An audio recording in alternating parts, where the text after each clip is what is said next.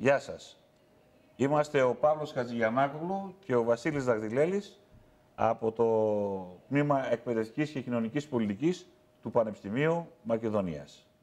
Όπως φαντάζομαι και πολλοί από εσάς, έχουμε ακούσει για τους διαδραστικούς πίνακες που σύντομα πρόκειται να μπουν στις σχολικές τάξεις στην Ελλάδα και ταυτόχρονα, όπως πάλι πολλοί από εσάς, ακούσαμε για τις διαδραστικές επιφάνειες, δηλαδή την τεχνολογία αυτή που επιτρέπει να μετατρέψουμε μια οποιαδήποτε λία επιφάνεια σε διαδραστικό πίνακα. Και στο σύντομο βίντεο που θα δείτε, θα προσπαθήσουμε να κάνουμε μια σύγκριση ανάμεσα στα δύο για να δείτε ποιο είναι καλύτερο. Για να μην σας κρατώ σε αγωνία, θα έλεγα ότι ο πραγματικός διαδραστικός πίνακας, σαν αυτό που έχω δίπλα μου, δεν έχει την ίδια ακρίβεια που έχει ο πίνακας ο άλλος που φτιάχνουμε με τη διαδραστική επιφάνεια. Και όταν λέω ακρίβεια, το εννοώ με τις δύο έννοιες. Δηλαδή, ο διαδραστικός πίνακας είναι πιο ακριβής από τη διαδραστική επιφάνεια, αλλά είναι και πιο ακριβώς από την διαδραστική επιφάνεια. Συγκεκριμένα, έχει μεγαλύτερη ευκολία χρήσης ο διαδραστικός πίνακας, αλλά έχει και ένα κόστος πολλαπλάσιο σε σχέση με την διαδραστική επιφάνεια. Όπως ίσως θα ξέρετε, και αν δεν ξέρετε θα το μάθετε τώρα, ο πρώτος διδάξας αυτής της ιδέας είναι ο Τζον Λι, ένας Αμερικανός επιστήμονας και τεχνολόγος, ο οποίος μάλιστα στο διαδίκτυο έχει αναρτημένο ένα βιντεάκι, τον βλέπετε στην εικόνα τον Τζον Λι, στο οποίο επιδεικνύει την τεχνολογία αυτή και μάλιστα με τρόπο πολύ εντυπωσιακό. Εμείς ουσιαστικά μιμηθήκαμε λίγο πολύ την τεχνολογία αυτή του κυρίου Τζον Λι, την επεκτείναμε σε κάποιο σημείο, θα το δείτε, και δοκιμάσαμε την ευχρηστία, ας πούμε, και την διδακτική ευκολία που μας παρέχει μια διαδραστική επιφάνεια. Να πω ευθύς εξ αρχής ότι όλα τα τεχνικά μέρη τα έκανε ο κ. Χατζηγιαννάκογλου, που είναι δίπλα μου, ο οποίος με έτσι θαυμαστό τρόπο και με πολύ μεγάλη οικονομία συνέθεσε όλο αυτό το μηχανισμό με τον οποίο μπορούμε να χρησιμοποιήσουμε μια επιφάνεια ως διαδραστική. Τα μέρη αυτού του μηχανισμού είναι ουσιαστικά ένα τηλεχειριστήριο από παιχνίδια Nintendo, το περίφημο Wii που είναι μπροστά μου αυτό, το οποίο έχει ένα κόστος κάτω από 50 ευρώ. Το δεύτερο στοιχείο του όλου μηχανισμού είναι αυτός ο πομπός υπερύθρων ακτίνων. Είναι αυτό που βρίσκεται εδώ στη μύτη. Πατάμε το κουμπί για να το ενεργοποιήσουμε. Αυτό για να το ενεργοποιήσουμε. Αυτό που βλέπετε στις οθόνες σας δεν το βλέπουμε δια γυμνού οφθαλμού. Έτσι, το εφέ αυτό που βλέπετε, όταν το δουλεύετε δεν το βλέπουμε. Και το οποίο είναι εμφολευμένο μέσα σε ένα μαρκαδόρο των κοινό των 50 λεπτών. Και το τελευταίο κομμάτι, το τελευταίο στοιχείο του μηχανισμού είναι αυτό το dongle με τιμή γύρω στα 10 ευρώ. Είναι αυτό το οποίο εξασφαλίζει την επικοινωνία μεταξύ του τηλεχειριστηρίου και του υπολογιστή μας, εκτός και αν είναι ενσωματωμένο στον υπολογιστή. Θα σας κάνω τώρα μια μικρή επίδειξη του 1 λεπτού ενός πραγματικού διαδραστικού πίνακα και στη συνέχεια της διαδραστικής επιφάνειας. Αυτός είναι ένας πραγματικός διαδραστικός πίνακας, λοιπόν. Κύριε Χατζηγιαννάκογλου. Ο διαδραστικός πίνακας μας επιτρέπει να ελέγξουμε τον υπολογιστή χρησιμοποιώντας αυτού του είδους τεχνολογία, διότι ουσιαστικά εξομοιώνεται το δάχτυλο το οποίο κουμπάμε σε αυτήν εδώ πέρα την επιφάνεια με το ποντίκι του υπολογιστή. Για παράδειγμα, μπορούμε να έρθουμε στο Firefox, να κάνουμε ένα double click.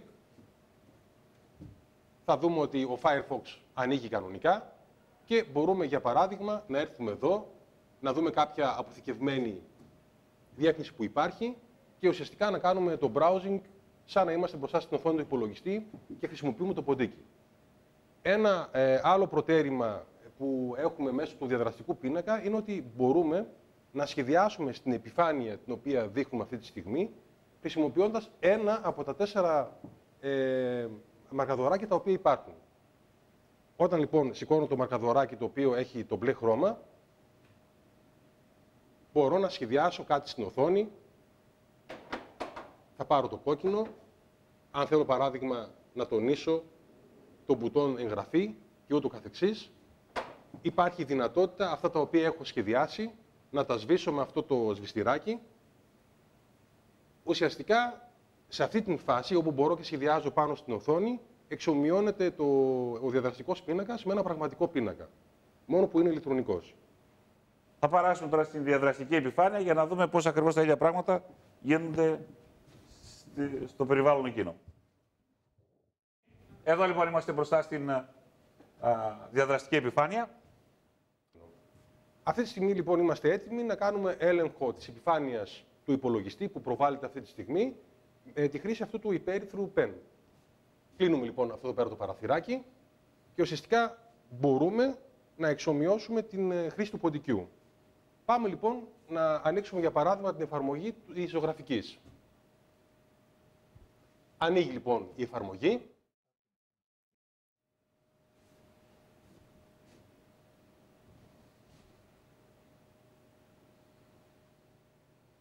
Και τώρα ανοίγουμε μια εφαρμογή η οποία θα μας επιτρέψει να χρησιμοποιήσουμε αυτή την τεχνολογία για να γράψουμε πάνω στην επιφάνεια. Λοιπόν, εδώ βλέπετε ότι υπάρχουν διάφορα κουμπάκια. Αυτά τα 4 χρώματα αντιστοιχούν σε 4 χρώματα μαρκαδόρου. Αυτό το κουμπάκι είναι για να κάνουμε minimize την εφαρμογή έτσι ώστε να χειριστούμε πάλι τον υπολογιστή. Το κουμπάκι αυτό είναι για να σβήσουμε κάτι το οποίο έχουμε γράψει. Και εδώ έχουμε 3 κουμπάκια τα οποία είναι 3 διαφορετικά μεγέθη γραμμής. Για παράδειγμα, επιλέγουμε αυτό το μέγεθος, το κόκκινο το χρώμα και ερχόμαστε τώρα εδώ και σχεδιάζουμε μία γραμμή.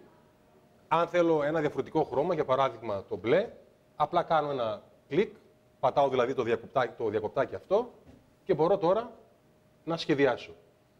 Αν θέλω να επιλέξω κάποιο διαφορετικό πάχος γραμμής, έρχομαι στο επιθυμητό, το επιλέγω και τώρα σχεδιάζω πάνω στην επιφάνεια. Μπορώ πάρα πολύ εύκολα να τα σβήσω όλα αυτά πατώντας αυτό εδώ πέρα το κουμπάκι.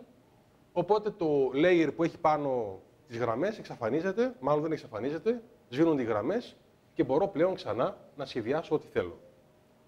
Αν λοιπόν θέλω να φύγω από αυτή την κατάσταση όπου γράφω πάνω στην επιφάνεια της οθόνης και να επανέλθω στον έλεγχο του υπολογιστή με τη χρήση του μαρκαδόρου, απλά πατάω αυτό εδώ πέρα το κουμπάκι, το minimum, η εφαρμογή που έχουμε αναπτύξει χάνεται. Και τώρα πλέον μπορούμε πάλι να κάνουμε, να χειριστούμε τον υπολογιστή μας με την χρήση του pen.